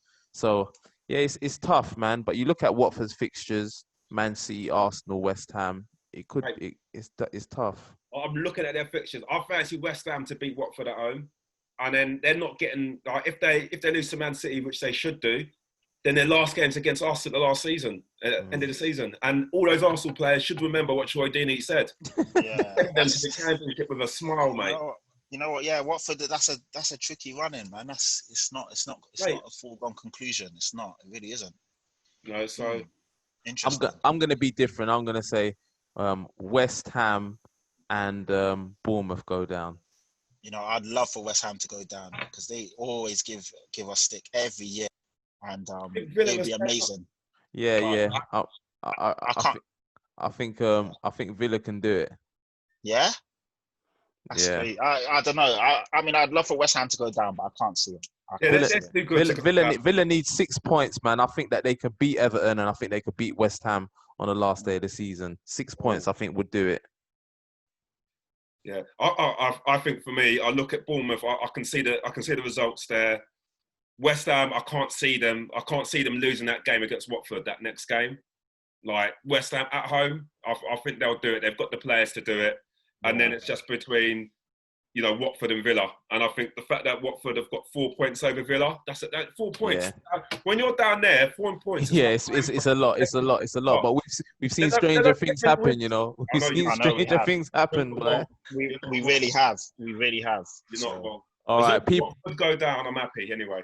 People watching, let us know what your relegation three are. Let us know what your thoughts are. Leave the comments.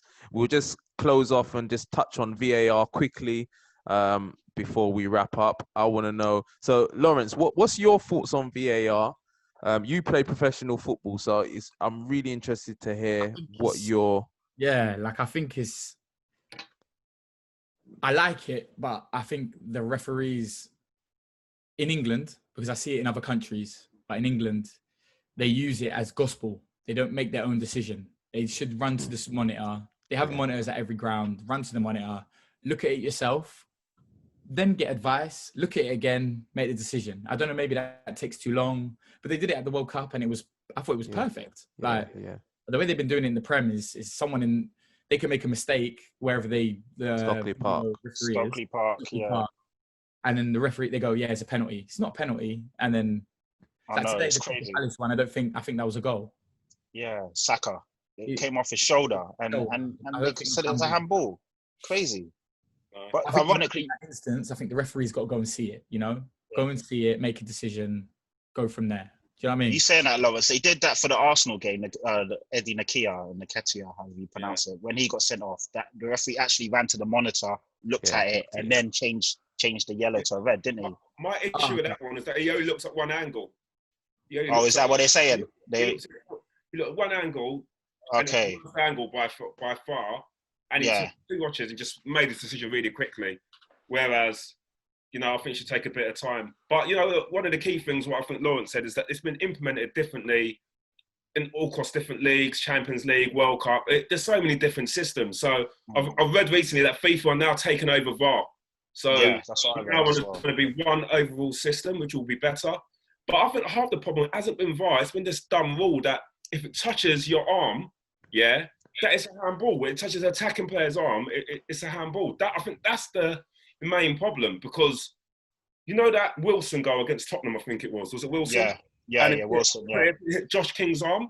Yeah, and it was a little graze. I think those decisions there, when you say it hits any part, is put the referees in a very difficult position. Yeah. And now we're looking for this little minute touch on the arm, which really doesn't really mean anything, and letting clubs off the hook. And I think that's the biggest issue with how VAR is implemented in England. That rule about the arm.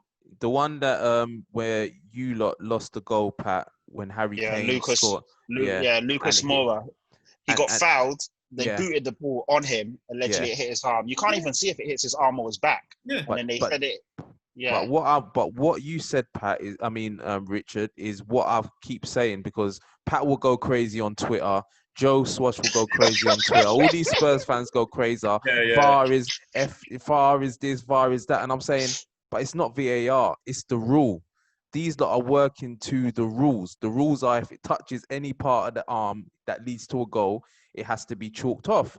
Now that is the problem. It's not VAR in that scenario. Don't get me wrong. VAR has, it's caused problems at times, but it's these that are working towards the letter of the law. So that's what needs to be changed. The rules need to be changed surrounding VAR. Also, what you're saying, the system, check the monitor, let the referee have a look at what Lawrence was saying. These are the things that need to be better. It's not VAR itself. Do you know what I'm saying? Yeah. But also it swings and roundabouts because there was a goal that should have been chalked off for Spurs the week before against Sheffield. No, who was it? I can't remember who it was. Who did you beat? West Ham, I think. Yeah, Tino. And the ball hit, I can't remember what defender's arm on the way in when you lot scored. That wasn't chalked off. So again, it's just like refereeing decisions. It swings and roundabouts, man. You know, sometimes you get them, sometimes you don't. I agree with that. But and it's implementing the letter of the law, because we were talking about Nketiah's sending off. That's a red anyone card. cleaning it, like, it doesn't look like a sending off. But then if you're going to put that serious foul player dangerous, and you can see how the foot's hit the leg, implementing this rule by the letter of the law, and I can't really complain, but I know that's not a sending off. Like, that shouldn't be a sending off, but the rules say it is, and... So what does you lot think about the Vardy challenge on Mustafi? On Mustafi, yeah. Has he got away with it? I know, the karate kick. The roundhouse kick to his face. You know what? When I was watching the game, I genuinely thought, you know what? He fell over and he kind of he couldn't move his leg, and it just was a natural thing. But then when they started showing replays and they slowed it down, I was like, nah, the guy blatantly looked for him and kicked him. So that should have been a definite red card. But it wasn't even looked at. I know. Did you see that one, Lawrence? Oh, which one? When Vardy kicked Mustafi in the head. Nah, I didn't see it. Oh, okay, all right. So you'll need to see that one, man, because it's an interesting one though. Because personally, originally, I didn't think it. I thought he just hit him by accident. Then when I see it afterwards, it literally looks like he swings his leg and he studs him in the face, Lawrence. Yeah. As they're falling down. But look at that one. But with that said, there's been a few people that I know who's commented on the Instagram and stuff that says it's debatable. That's what they've said. And these are even Arsenal fans that have said they've looked at it and it's debatable. So maybe sometimes in these, it's not clear and obvious, is it? For me, it was clear and obvious, but then another eyes looking says it's debatable. And this is the problem with sometimes in football with the decisions is we can look at something and think, that's clear as day. But then through another set of lens, it's totally different. Yeah. That's the beautiful thing about football, isn't it? You can do. I don't know if it's beautiful. It's like when you see penalty decisions and the away club and the home club see the same decision, and everyone, the club who's against the penalty, so they're going to concede a goal, they'll be like, "That's not a penalty. That's not a penalty," and they're attacking teams like it is. And Man United, Aston Villa, for example. Everyone's got their own bias. Yeah, everyone's got their own bias when they're watching football, no matter how much you don't try to have it. And those same Arsenal fans that are saying that wasn't, it's debatable. They've probably just been beaten down of all the stuff that's happened to Arsenal recently and don't care anymore. But anyone who's still got belief in them would have looked at that and thought, man, come on, he's done that on purpose. You know what I mean? But the Nketiah one, I was just so disappointed in that because it's just the reason now that we're not going to get top four. And it's a debatable decision, and the ref's not even done two angles. He's just gone, looks at it like that, one over, red card. You know what I mean? And you got to take time with those sorts of decisions. You're changing the game. These referees, sorry to waffle on a bit, but no waffling on. Everyone's a pundit, man. Talk your talk. These referees, if they have a bad day at work, they can make our manager or our team have a bad day at work. You know what I mean? Because that decision causes Arteta stress, causes Arsenal stress, you know what I mean? And they need to take time on making these important decisions. So I'm with Lawrence. They've got to check the screen, and these laws need to change, because they're too finite and then leave no room for the referee to. Yeah, they're too rigid. There needs to be some sort of common sense in it. Like, we all know the rules, we all know, but there needs to be some common sense. And every game is different. And also, like you're saying, I think the referee in the game, managing the game, they should have the final call. They're the ones that are out there. They're the ones that are setting the tone. They're setting the precedents for what's a foul, what's not a foul. They can feel what's happening. Yeah, exactly. Because even today, for example, a good example, Harry Winks kept fouling. And I kept saying, why is he fouling? Why is he fouling? Why? And after a while, the referee said, no, enough's enough. Here's a yellow card. But someone at Stockley Park, they're not managing that. They're just only seeing, if it's a foul, if it's a yellow, if it's a red. So I think the referee should have the final say. Obviously, the VAR should say, you know what? You really need to check that, but then he should have the final call. But what do they do with the offside? Because obviously we've seen offsides given for, you know, a toenail and all of that sort of stuff. But where do you draw the line? Because then, you know, we've all talked about, oh, there should be like a certain amount of grace. But then how do you draw the line with that? I think the offside one, whilst it is really ridiculous, I think that one I think they probably have to stick to it the way that it is now. The thing is, they don't know, because we see ones where we're like, how did they not call that? Like, if they stuck to it and every offside is offside, no matter if it's a millimeter or centimeter, then that's cool. But we've seen decisions where the guy's offside that clearly they don't call it. So that's when it's just a bit like, what's going on? Do you get what I mean? You know what they need? They need an offside camera where it's looking at the line the whole time. Because sometimes the angle they do the lines with, and and I'm like there just needs a camera that looks dead straight on. And if they had that, obviously I don't know how you do that because the ball's moving up and down the pitch. But if they had that, it'll be very easy. But sometimes I think the Vardy goal against us, if that little touch happened, there was never the right camera angle to really dictate offside or not. It was you're then open interpretation. So that's difficult. But the rule's right. If any bit's offside, you've got to give it offside. And Rich, it's good that you mentioned that goal, because I was trying to think of examples. But that Vardy goal, by the letter of the law and by what they've implemented all season, that shouldn't have stood. And Vardy, that goal should have been chalked off. I mean, and that's me as a Tottenham fan saying that, because I've seen it all season where they've called it. Son against Leicester, like, he was literally a millimeter offside. They called it. So how are they letting that Vardy goal stand? And that's what irritates me as a fan. There's no consistency. Either you're offside or you're not, and stick with that through the whole season. So that's what gets me. I hear that. Lawrence, your thoughts on the offside? On the offside rule? Yeah, and the way VAR is implemented this season. Like I remember watching, because I was away in South America playing football earlier on the season, and I watched Sheffield United against Spurs at the new Spurs stadium. Yeah, Jeff McGoldrick's goal. Yeah, I think the guy was offside by a toenail. Yeah, literally. And it's just like that for me ruins the game. That's the one for me that ruins the game, because they got the guy. There was one Liverpool one as well against Villa, when I think for me it was offside by the tiniest bit of his shoulder. Offside by his shoulder, which they say is a legal part to score with, but then Sacco scores today with his shoulder and is given. There's a consistency.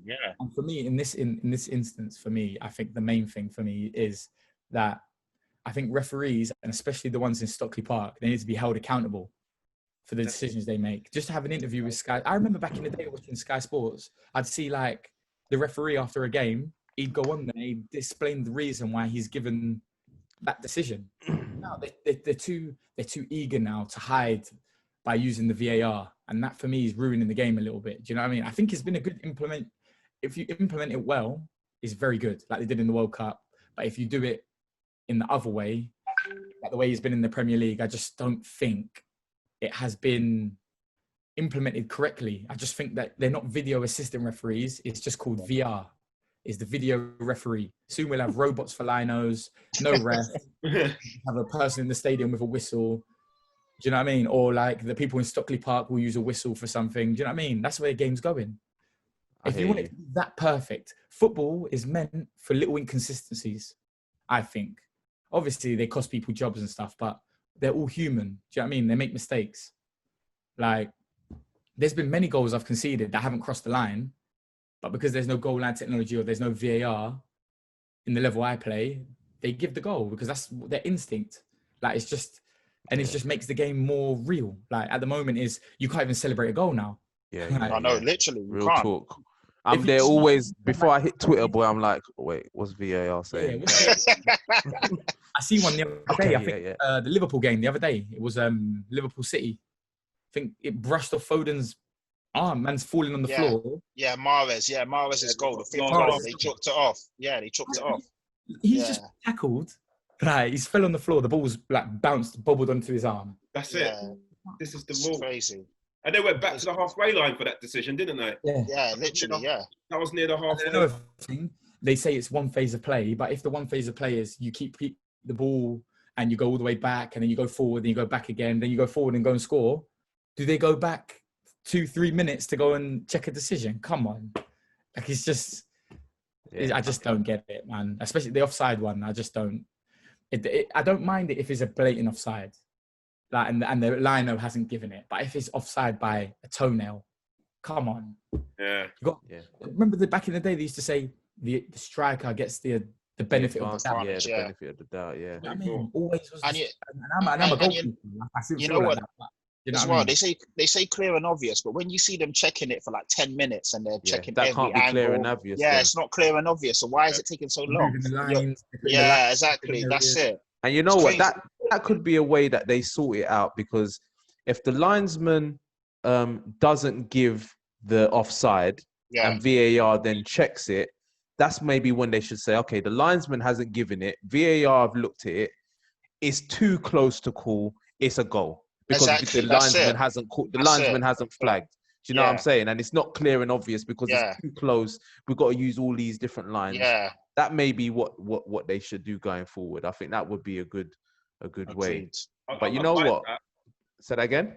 I said I'd like that, but then someone else would say offside is offside. But what we're saying there is that because we're looking at all these different angles and using all these different lines, have they got the right technology to always get it right that it's actually offside? Do you know what I mean? Yeah. Because it's just making an assumption on, sometimes it's like on the shadow. Like, I know. When I watched Andy Gray, do you remember him? Andy Gray used to of course. He was going insane at it. He was going insane because at the Sheffield United one, he's like, on Bean Sports. He's saying if he had size 3, size 4 boots, he's on. You know what I mean? Like, it's like he's penalising him for his shoe size. I'll get the clip for you later, Leon. You can send it round. But Send that to me, man. I haven't seen Andy Gray in ages. One thing I would say though, and I'll end on this point, is it's new, and if with anything new, you're gonna have teething problems in it. No, but Leon, it was new in the World Cup. It was new in the World Cup 2018, and they got it perfectly down to a T. They got it to perfection. You watch La Liga now, they go and check the monitor. You watch the Italian league, they go and check the monitor. Yeah, it's just here. It's just UK. And I thought, sorry, one more thing. I saw an interview of Arsene Wenger talking years ago about referees. He was saying England and Italy is the only countries with professional referees, and English referees are nowhere near as good as the counterparts. Nowhere near as good. I just think we give referees a hard time, but I think some of it is justified when they make decisions like the Saka one. If that Saka one was for a team challenging for Palace, no one cares. But if it was for, say, if it's Chelsea against Villa, we lose the game 1-0 and they haven't given that shoulder goal, but yet you've penalised Firmino for being offside by his shoulder, then there's a problem. Do you know what I mean? Yeah.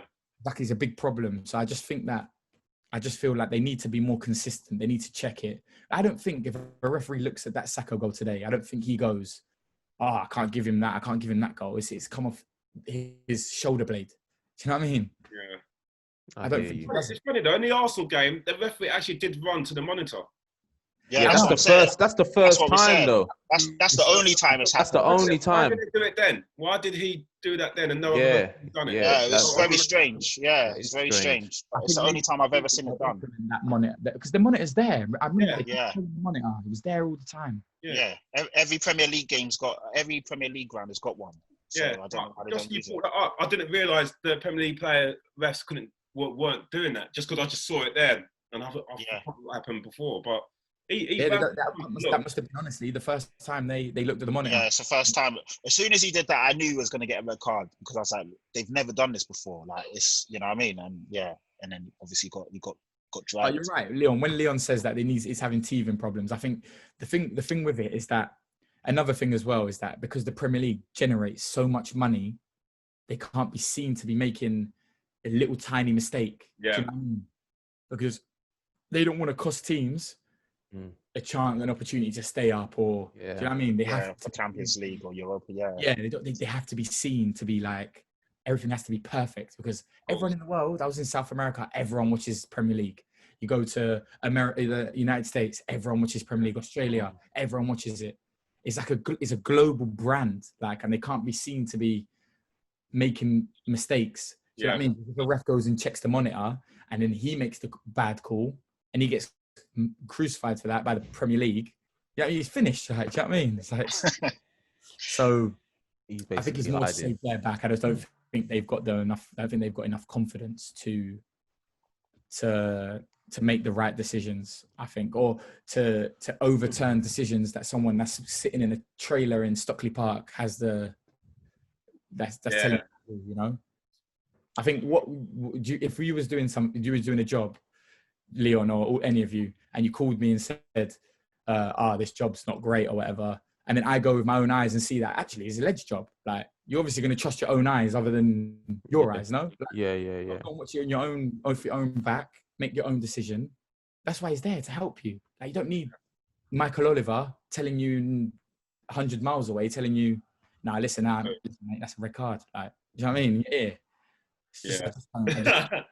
Just don't agree. Well, FIFA will be rolling it out next year, so I don't know which system the FIFA system is. I'm assuming it's the World Cup system. So if it's the World Cup system, then we're in for a treat. I think we'll be getting much better decisions. But then, I think they were even checking the offsides. There wasn't no lines in the World Cup, was there? This is the first time. No, there wasn't. Yeah. It's like I'm watching Microsoft Excel on the game. No, it's crazy. All these lines and grids, and it's nuts. Yeah, I think the referees were checking it at the World Cup because they were given the benefit of the doubt to the strikers. Yeah. If he was a little bit offside, it's a goal. Like, he's offside by a toenail, it's a goal. You know what I mean? And obviously changing that handball rule as well. I don't know how we've just got our own law. I heard another thing as well. Sorry, I was we had a meeting with our owner and stuff, and he was saying that they might keep the 5 subs next season. Serious? Yeah, that's what I've been hearing as well. They even the water breaks are still looking to keep that. No, they can't keep that. That's ridiculous. Why would they keep that? Why? Yeah, more money. Yeah, and also they're saying that since that is less players are getting injured, hydration is important. Blah blah blah. So they're looking to keep that, and the 5 subs as well. We're going to have a vote on that, but more than likely, most clubs are going to say yes. That changes things. I think 5 subs is good though. I think if you're a club like. I see the Sheffield United manager. He goes mad about it, doesn't he? The 5 subs rule. Yeah, he doesn't like it. But it's good for the big clubs. It's good but then again, it's good for if you're a young kid coming through at a club, you're going to be getting on the bench quite a lot now. Yeah, it's true. That's a nice experience. Yeah, you get a chance to come on as one of 5. So I think for all young kids at academies, that's great news. Do you know what I mean? So, but they would have to roll that out across the board, though. Is it 5 subs in?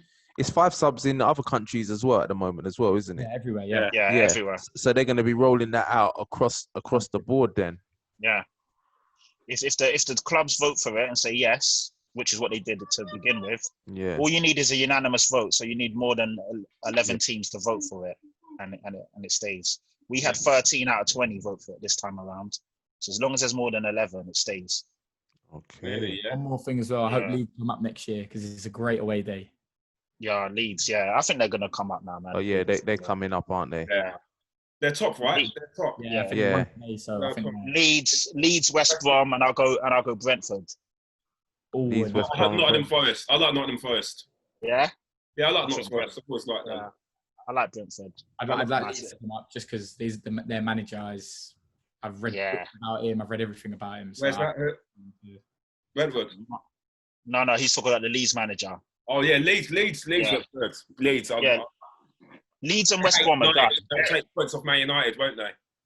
Yeah, that's gonna be a hell of a game, boy. They hate you, man. Yeah, we hate them. Yeah. It's gonna be a hell of a game. Yeah, hell of a game. The United and Leeds. No, it's big rivalry, man. If you get Nottingham Forest and Leeds and West Brom up, then I'll be happy. That'll be a good Premier League next year. Get Watford relegated. The new stadium. Watford. Brentford got a new stadium. You know. Yeah, exactly. Brentford are a nice little London team, man. They're doing quite well. Nice little away day as well, Brentford. Yeah. Away day. Nice trip to Chiswick. Yeah. Go plane spotting. It's gonna be interesting. But boys, we're gonna have to wrap up because it's been another long one. We do love to talk, but this is what football does to you, man. It's been a good episode. I've enjoyed it. Hope you guys have enjoyed it. If you sign out, please, Pat, starting with you. Yeah, so yeah, Patrick Tyler once again. Thank you for tuning in. Yeah, like, comment, share, subscribe. That's it. Yeah, man. Rich. Yeah, run the road, Rich. Yeah, man, it was a tough day today. Arsenal losing to Spurs, but well done to Tottenham. But next season, Arteta's going to put us in a better place. So Arsenal fans, we're good. We're good for next year. Decent. And Lawrence. Yeah, Lawrence here. Yeah, make sure you like, share, and subscribe. Big Chelsea fan. Hopefully the boys get into the top 4, get some new signings in, and win the league next year. Laugh, the laugh. And I'm Semps. And if you like today, give us a like. If you enjoyed it, subscribe if you're not already. And that's everyone's a pundit. We are your pundits, and we are out. Till next week. care. Peace. Take care.